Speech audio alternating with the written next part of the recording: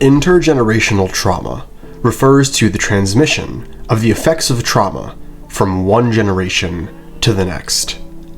It happens when the psychological, emotional, and even biological impact of one person's traumatic experience doesn't just stop with that person who lived through it, but instead influences their children, grandchildren, and sometimes countless generations.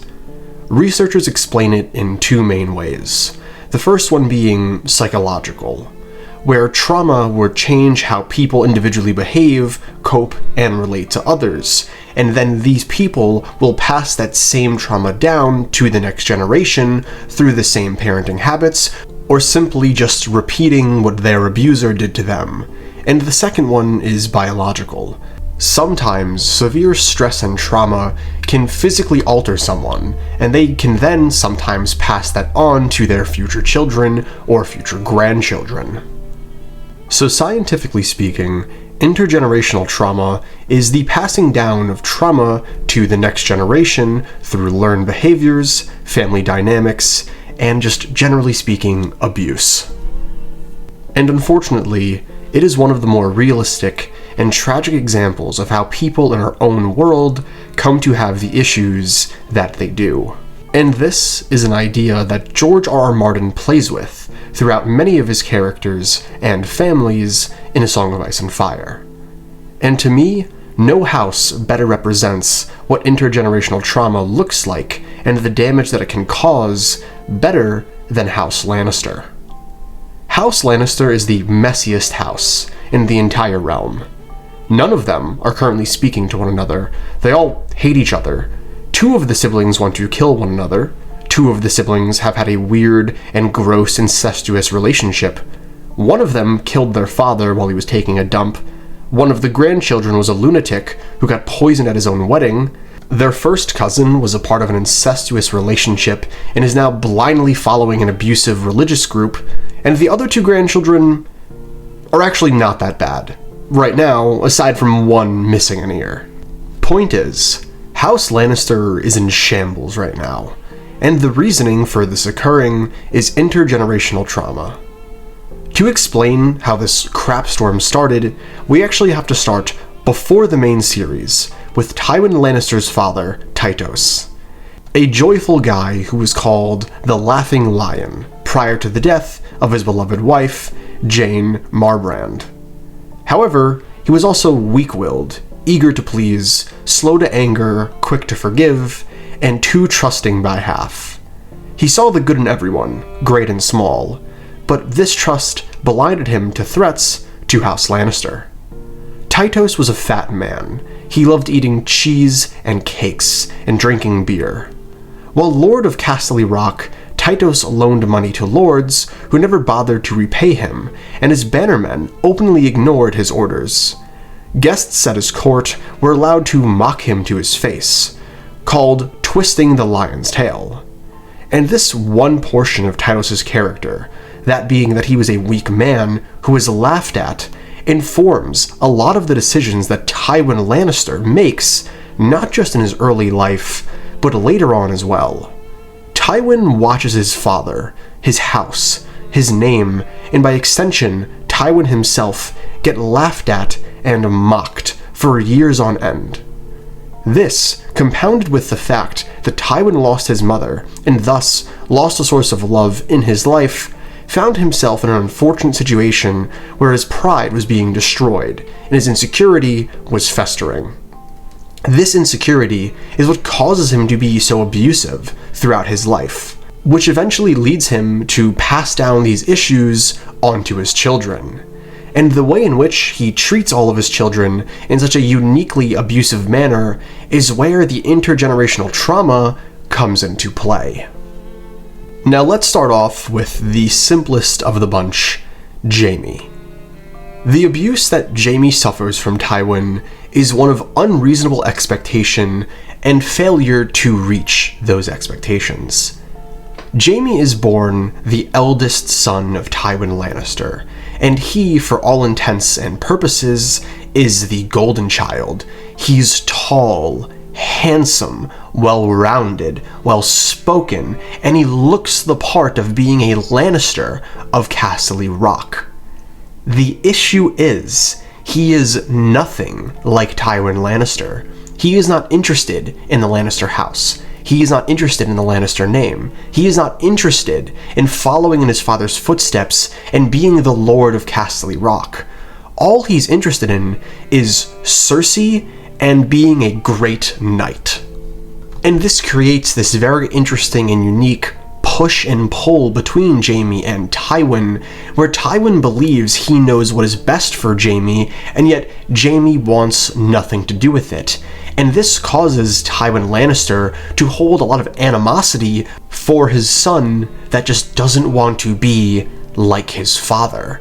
I think one really interesting thing to note about Tywin Lannister that not enough people talk about is the fact that he is a bald lion. It is very ironic that Tywin, who claims to be this great lion, doesn't have a mane, and yet his son Jaime has this long, flowing, beautiful hair that Tywin Lannister definitely envies. And I believe when it comes to Jaime specifically, there is a lot of envy that Tywin has for his own son. His son is younger, he is better looking, he looks more the part, and yet he doesn't buy into the same code that Tywin Lannister does.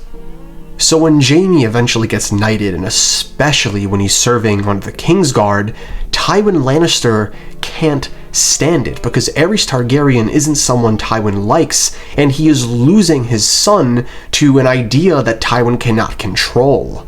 And this creates an incredibly abusive relationship where Tywin Lannister only views Jaime as an extension of himself and therefore wants to control and manipulate Jaime at all costs in order to serve and further his own purpose. And no moment better highlights this than Jaime and Tywin's confrontation at the end of Jaime 7, A Storm of Swords. No, Jaime had heard all that he could stand. No, more than he could stand. He was sick of it. Sick of lords and lies. Sick of his father, his sister, sick of the whole bloody business. No, no, no, no, no. How many times must I say no before you'll hear it? Oberyn Martell? The man's infamous, and not just for poisoning his sword. He has more bastards than Robert, and beds with boys as well. And if you think for one misbegotten moment that I would wed Joffrey's widow, Lord Tyrell swears the girl is still a maiden. She can die a maiden, as far as I'm concerned. I don't want her, and I don't want your rock. You are my son. I am a knight of the Kingsguard, the Lord Commander of the Kingsguard, and that's all I mean to be. Firelight gleamed golden in the stiff whiskers that framed Lord Tywin's face. A vein pulsed in his neck, but he did not speak, and did not speak, and did not speak. The strained silence went on until it was more than Jaime could endure. "Father," he began, "you are not my son." Lord Tywin turned his face away. "You say you are the Lord Commander of the Kingsguard, and only that? Very well, sir. Go do your duty." And this moment just perfectly showcases the difficulty between Jaime and Tywin, the difference between what Tywin wants him to be and what Jaime really is. And throughout Jaime's life, the expectation that his father places on him is partially what's to blame for Jaime being a terrible person. Him constantly putting his father first and his duty to House Lannister over his duty as a knight is what causes him to go down a very dark path. And it is only after he walks away from his father that he is finally able to be set free and be a better man. In my opinion, Jaime is the only child of Tywin Lannister that was able to break the intergenerational trauma because he found it in himself to walk away, and that only occurred because he lost his hand, but that's a topic for another day, and I will be talking about Jaime this week, I promise you. Now the next character that I'm going to be speaking about is Cersei Lannister. And much like Jaime, what causes her to be abused and pass on intergenerational trauma is the expectation that Tywin Lannister has of her. It is very safe to say that Tywin Lannister is not the biggest fan of women, and him having a daughter serves him one individual purpose: marrying her off in order to strengthen House Lannister through the form of an alliance with another powerful house. But here's the issue with Cersei. Cersei wants to be more. She doesn't just want to be a pawn, she wants to be a queen. Even more than that, she wants to be a king, like she says many times in her chapters during A Feast for Crows, that she wishes she was a man because she would be ruling the realm better than anyone else. And this drives Tywin Lannister crazy. In his own life, he has really only had negative experiences with women after his mother died, and this is his own fault. He does not open himself up to other good women, he just looks to find pleasure in the darkest parts of himself with these women.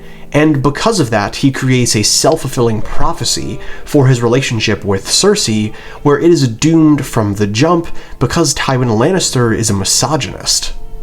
So all of the hate, all of the possible insecurity that Tywin Lannister has through the passing of his mother, and then his father marrying another woman who is of lower birth, gets passed on to Cersei. Tywin has these unbelievably unreasonable expectations of not only what a woman should look like, but what a Lannister woman should look like. And while Cersei is beautiful, she doesn't fit this unrealistic mold that he has for her. And the honest-to-God truth is she never could have fit that mold because it was never a realistic mold to be fit into to begin with. And this leads Cersei to overcorrect with her own children, with the most obvious being Joffrey. Cersei was raised in a house where she needed to fit a very specific mold, and if she didn't fit that mold, she was not meeting expectations, and her father would be disappointed in her. So she looks at Joffrey and kind of goes, you know what, do whatever you want, and I will love you nonetheless, and I will support you. And that is why Joffrey Baratheon becomes the monster that he becomes, because he is allowed to fester in his own darkness due to the fact that Cersei was never given the open opportunity to grow as an individual when she was a child. And this, in my opinion, makes Cersei Lannister the most tragic example of intergenerational trauma being passed down in A Song of Ice and Fire, because a lot of her failures as a parent come from the fact that she was failed as a child. But with that being said, let's go over the easiest example of Tywin Lannister being abusive and him causing intergenerational trauma. That being with his dwarf son, Tyrion. I don't think I need any quotes here, I don't even think I need to say much at all. Everyone knows that Tywin Lannister treats Tyrion like he is lower than low. He cannot stand Tyrion. He subjects him to so many abusive and reprehensible and disgusting and deplorable actions that even thinking about what he makes Tyrion do with Tysha and how he speaks to him, how he calls him a monster, how he constantly takes every chance he can to remind Tyrion that he is disgusted by him, it is unbelievable. Tywin, throughout his entire life with Tyrion, openly tells him that he wished he would just die, that he wished he never let Tyrion live to begin with. And this all culminates to Tyrion's trial, where Tywin does everything in his power to either get Tyrion killed or completely remove him from King's Landing, because he now views Tyrion as an obstacle and doesn't value Tyrion as his own son. He only values Tyrion from the little bit that he can squeeze out of him, not for the person that is Tyrion Lannister. And it is no secret that this absolutely destroys Tyrion Lannister. The abuse, the disrespect that Tyrion receives from his father Tywin ultimately leads Tyrion to not only killing Tywin, but fully embracing the identity of the imp, which is what Tywin always saw him as. The tragedy of Tyrion Lannister is Tywin creates a self-fulfilling prophecy for his own son, where through constantly telling and reminding Tyrion that he is lower than everyone else, that he is a spiteful little creature, Tyrion becomes that due to the abuse that he received from his father Tywin. And because Tyrion is such a terrible person, he then passes on the trauma that he received from Tywin onto other people. Especially in his chapters in A Dance with Dragons, Tyrion is just awful. He assaults people, he rapes people, he manipulates people, he fully embraces the darkness and the just disgusting nature of the imp. And funny enough, all of these dark traits that he is now letting flourish out in the world are the traits that are most similar to his father, Tywin Lannister. So to make a long story short, the main reason that House Lannister is so incredibly messed up and perpetuates this cycle of abuse and toxicity is because the children are falling victim and victimizing others based off of the principles of intergenerational trauma that started with their father, Tywin Lannister, being an insecure child who never properly growed and understood how to handle his emotions. And unfortunately, this is something that happens way too often in the real world as well, which is why I thought it was something that I really needed to speak about. Anyways, if you've made it this far, thank you so much for watching, and please let me know in the comments down below not only what you thought about this video, but what you want to see from this channel in the future. Again, thank you so much for watching, and I hope to catch you in the next one. Peace.